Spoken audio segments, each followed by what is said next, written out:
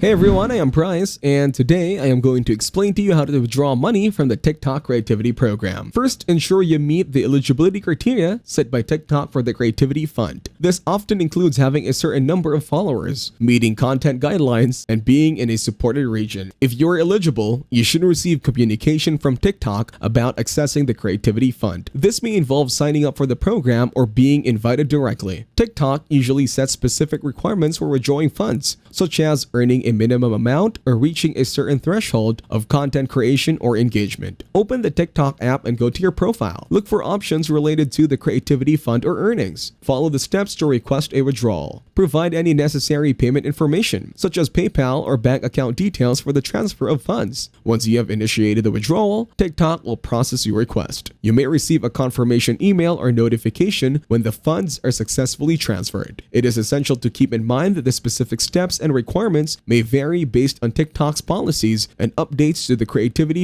the Creativity Fund program. Always refer to TikTok's official guidelines and support resources for the most accurate information regarding withdrawals. On that note, that will be it for this video. I hope you guys got some value. Thank you for watching and see you in the next one.